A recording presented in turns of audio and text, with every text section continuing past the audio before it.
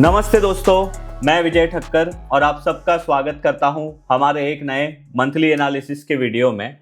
Generally हम लोग Sunday को वीकली एनालिसिस वाला वीडियो बनाते हैं, बट अभी ये मंथ खत्म हुआ है तो हमें मंथली एनालिसिस भी करना चाहिए, जिससे हम लोगों को पता चलेगा कि मार्केट में क्या चल रहा है, कौन से सेक्टर पे हमें ध्यान देना है और सबसे ज्यादा इंपॉर्टेंट कौन से स्टॉक है जिसने मंथली बेसिस पे बहुत ही ज्यादा स्ट्रॉन्ग क्लोज दिए हैं। तो आज मैं वीडियो में आप लोगों के साथ कोई ऐसे 4 स्टॉक शेयर भी करने वाला हूं। तो इसके लिए पहले हम लोग मार्केट की बात करते हैं। तो देखो, लास्ट टू लास्ट वीक जो मार्केट था ना, वो बहुत ज्यादा खराब था। इतना भी खराब नहीं था, बट वैसे पूरे वीक में मार्केट में सेलिंग हुई थी।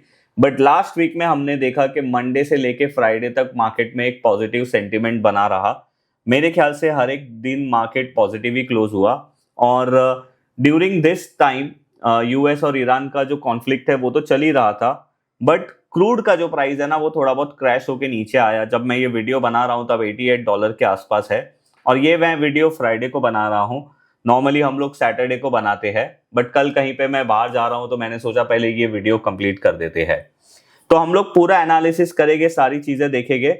अभी सबसे पहले हम लोग क्या करते हैं, इंडेक्स को देखते हैं। तो अब आप यहाँ पे देखो, स्क्रीन पे आप लोगों को निफ्टी का मंथली टाइम फ्रेम का चार्ट दिख रहा है। अभी मैंने आपको 1000 बार बोला होगा ये बात, जब तक ये कंप्लीट नहीं हो रहा है। मार्च मंथ के कैंडल का हाई और मार्च मंथ के कैंडल का लो इंपॉर्टेंट है। जो हाई है वो है 24,990, और अगर आप यहाँ पे देखोगे ना, तो एक तरीके से मार्च मंथ के बाद अगर हम देखेंगे 4 महीने से मार्केट ने एकदम कंसोलिडेशन किया है, और लॉन्गर टाइम फ्रेम में तो ये कंसोलिडेशन दिखेगा। अगर आप वीकली टाइम फ्रेम में देखोगे तो भी आपको यहाँ पे क्लियरली दिखेगा कि ये कंसोलिडेशन मतलब अच्छी तरीके से यहाँ पे क्लियरली विजिबल है। अब अगर छोटे टाइम फ्रेम की बात करें तो हमारे लिए ये एक इम्पॉर्टेंट रेजिस्टेंस है, विच इज 24,600 से लेके 24,500, और उसके ऊपर 24,990 का रेजिस्टेंस है, अप्रॉक्स 25,000। अब देखो, यहाँ पे मार्केट में एक सेलिंग तो आई थी लास्ट टू लास्ट वीक में, आपको ये वाले रेड कैंडल की बात कर रहा हूँ। बट यहाँ पे अगर आप देखोगे ना, तो एक गैप था और वहां से मार्केट रिवर्स हुआ है। ये एक अच्छी बात है जो फॉलो अप नहीं आया मार्केट में। अभी आने वाले वीक में अगर हम ये लेवल को ब्रेक करते हैं तो हम लोगों को एक अच्छी अपसाइड देखने मिलेगी।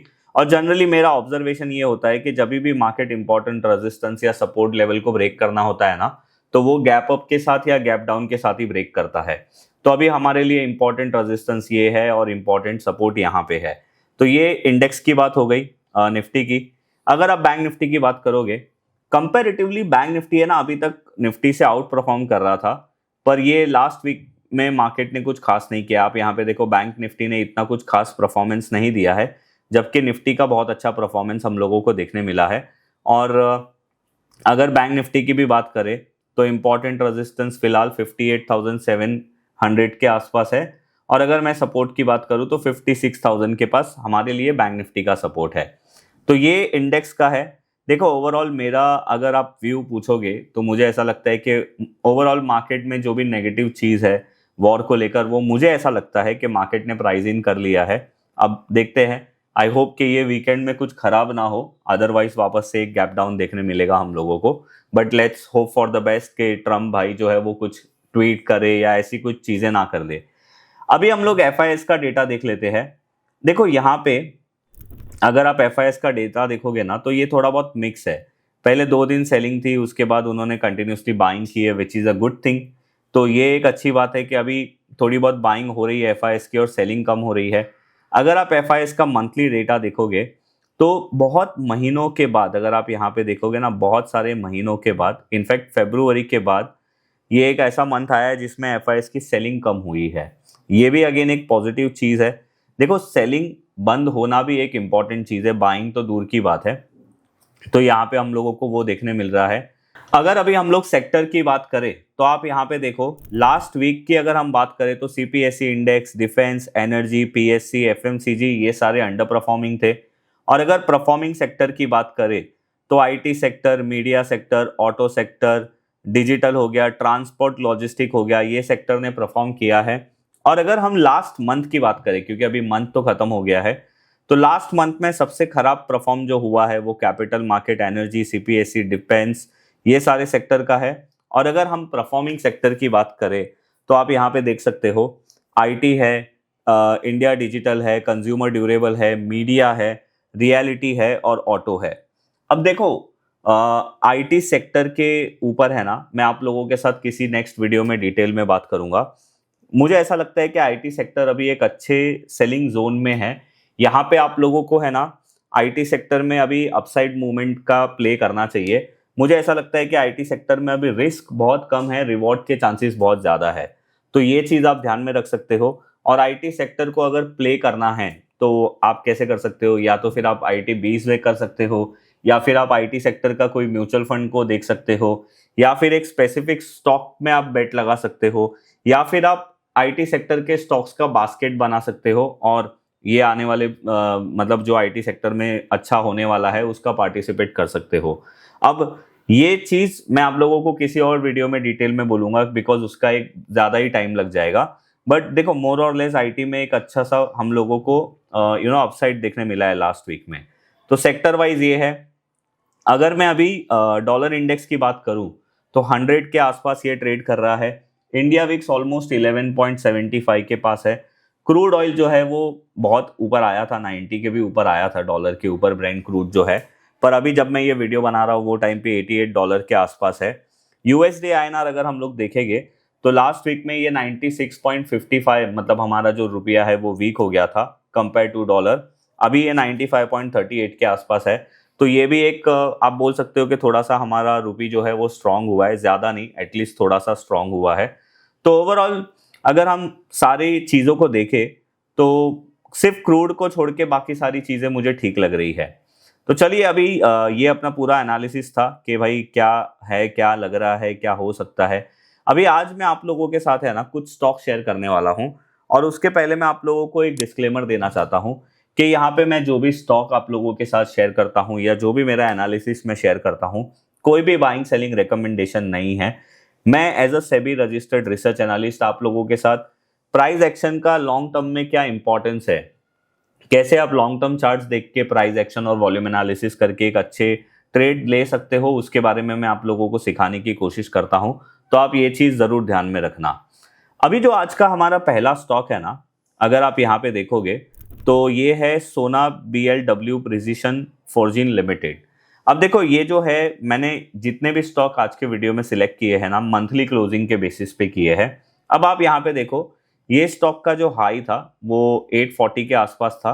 पर अगर आप ये 840 तो रेजिस्टेंस जब ब्रेक करेगा तब करेगा, बट अगर आप एक ट्रेंड लाइन बनाते हो यहाँ पे तो आप यहाँ पे एक चीज नोटिस कर सकते हो कि अभी ये स्टॉक ने अपना एक ट्रेंड लाइन ब्रेक किया है और इसका जो हाई था वो 2021 का था और अभी ये ब्रेक कर रहा है ऑलमोस्ट 2026 में, मतलब ऑलमोस्ट 5 साल पुराना ये रेजिस्टेंस ब्रेक कर रहा है। और इसका जो मंथली कैंडल है वो भी अच्छा खासा स्ट्रांग है। इवन इसका जो रिजल्ट आया था Q1 का वो भी बहुत अच्छा था। तो ये सारी चीज़ों की वजह से ये स्टॉक अच्छा लग रहा है। और एक चीज़ आप हमेशा याद रखना, जब भी आप मंथली बेसिस पे या वीकली बेसिस पे स्टॉक का एनालिसिस करते हो ना, तो उसका जो रिजल्ट है वो आपको 1 हफ्ते में 2 हफ्ते में नहीं मिलने वाला है। देयर इज अ पॉसिबिलिटी कि स्टॉक इतनी रैली लेने के बाद थोड़ा सा प्राइस कंसोलिडेशन या टाइम कंसोलिडेशन करे और फिर वापस से रैली करे। तो जनरली ज्यादातर लोग है ना, ये जब टाइम कंसोलिडेशन और प्राइस कंसोलिडेशन होता है उसमें ही वो बोर हो जाते हैं और बोलते हैं कि अरे यार ये मेथड काम नहीं करती है, ये सब बकवास है। बट ऐसा नहीं होता है। तो इसका जो फर्स्ट रेजिस्टेंस है वो ऑब्वियसली इसका ऑल टाइम हाई है विच इज 840, और 840 के ऊपर जाएगा तो आप इसका रेंज कैलकुलेशन करके अपसाइड पॉसिबिलिटी निकाल सकते हो। वैसे अगर ये अपना मंथली लो ब्रेक कर देगा विच इज 620 600 के आसपास तो ये स्टॉक वीक हो जाएगा। आप ये चीज जरूर ध्यान में रखना। अभी देखो ऐसे ही बहुत सारे मल्टी ईयर ब्रेकआउट करने वाले स्टॉक होते हैं जो बहुत अच्छा मल्टी ईयर ब्रेकआउट करते हैं, उसमें बहुत अच्छे सेटअप होती है, कुछ चीज़ें होती है जो हम लोगों को समझनी चाहिए। मैंने आप लोगों के साथ बहुत बार ये चीज़ें शेयर की है। बट अगर आपको प्रॉपर स्ट्रक्चर वे में वो सीखना है तो आप हमारा कोर्स बाय कर सकते हो, उसकी लिंक मैं नीचे डिस्क्रिप्शन में दे दूंगा। उसमें मैंने सारी चीज़ें बताई है कि कैसे आप बहुत सारे स्टॉक्स को स्कैन करके एक अच्छा सेटअप आप देख सकते हो और उसके अंदर आपको कैसे ट्रेड लेना है, कहाँ स्टॉप लॉस लगाना है, सारी चीज़ें मैंने बताई है। तो अगर आपको वो चाहिए तो उसकी लिंक मैं नीचे डिस्क्रिप्शन में दे दूंगा। आज का जो हमारा दूसरा स्टॉक है ये स्टॉक का नाम है दीप इंडस्ट्री लिमिटेड। अभी देखो यहाँ पे है ना, ये सेटअप थोड़ा सा अलग है। ऑब्वियसली आप अगर यहाँ पे एक ट्रेंड लाइन लगाओगे तो आपको यहाँ पे देखने मिलेगा कि इसने अभी अपने ऑल टाइम हाई के आसपास का एक बहुत ही अच्छा ब्रेकआउट किया है। बट इसमें मुझे सबसे अच्छा क्या लग रहा है पता है, इसका मंथली कैंडल तो स्ट्रांग ही है, बट आप अगर इसको वीकली टाइम फ्रेम में देखोगे तो आप यहाँ पे एक चीज नोटिस करोगे कि ये स्टॉक ने अभी अपना जो एक रेजिस्टेंस है उसको बहुत ही स्ट्रांग वे में ब्रेक किया है। और इसमें और एक चीज अच्छी क्या है कि अगर आप इसका कैंडल देखोगे ना तो ये भी बहुत स्ट्रांग है। एक मिनट, हाँ, इसका ये कैंडल भी बहुत स्ट्रांग है और इसके अंदर इसका वॉल्यूम भी बहुत स्ट्रांग हुआ है और मेरे ख्याल से इसका जो रिजल्ट आया था वो भी अच्छा था। तो ये सारी चीजें अच्छी है। ऑब्वियसली इसका जो नेक्स्ट रेजिस्टेंस है वो है 620। बट अगेन देखो यहाँ पे भी वही बात है, ये मंथ में ही ये मंथ में इसने ऑलमोस्ट 30% का एक अपसाइड का मूव दिया है। तो देयर इज अ पॉसिबिलिटी कि ये स्टॉक थोड़ा कंसोलिडेशन करे और वापस से एक अच्छा रैली कर सकता है। और मैंने आप लोगों को ये कंटिन्यूशन एक ब्रेकआउट का मैंने आप लोगों को लॉजिक बताया था, तो वो भी यहाँ पे होता है। अभी जो नेक्स्ट स्टॉक है वो है डॉक्टर लाल पैथ लिमिटेड और इसमें भी देखो सिंपल एक एनालिसिस है। ये स्टॉक का जो हाई लगा था ऑल टाइम हाई, ये बना था 2021 में। उसके बाद ये 2200 से 2100 से ऑलमोस्ट ये स्टॉक 960 हो गया था। अभी वापस से ये स्टॉक ने मंथली बेसिस पे एक बहुत ही स्ट्रॉन्ग कैंडल से ब्रेकआउट दिया है। इसका भी वॉल्यूम बहुत अच्छा है और सारी चीज़ें अच्छी है।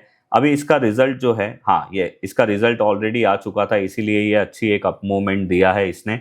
अगेन इसका भी जो मेन रेजिस्टेंस है वो इसका ऑल टाइम हाई है और अगर इसने अपने मंथली कैंडल का लो ब्रेक कर दिया विच इज 1600 तो ये स्टॉक वीक हो जाएगा। आप ये चीज़ ज़रूर ध्यान में रखिए।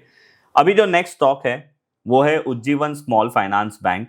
अब देखो ये मैंने आप लोगों के साथ लास्ट संडे वाले वीडियो में भी शेयर किया था, बट वापस इसलिए शेयर कर रहा हूँ क्योंकि ये स्टॉक ने अपने आईपीओ के बाद, यहाँ पे जब इसका आईपीओ आया था उसके बाद, पहली बात तो ये है कि उसने वापस से यहाँ पे ब्रेकआउट किया है और इसने ऑलरेडी एक ब्रेकआउट फेलियर का सेटअप यहाँ पे बनाया था और इसका मंथली कैंडल स्ट्रांग है और इसके ये मंथ का वॉल्यूम अगर आप देखोगे तो कंपैरेटिवली अगर हम ये मंथ का कैंडल का वॉल्यूम देखेंगे तो ये समवेयर अराउंड 665 मिलियन के आसपास था और ये 660 है, मतलब ऑलमोस्ट सेकंड हाईएस्ट वॉल्यूम भी यहाँ पे है।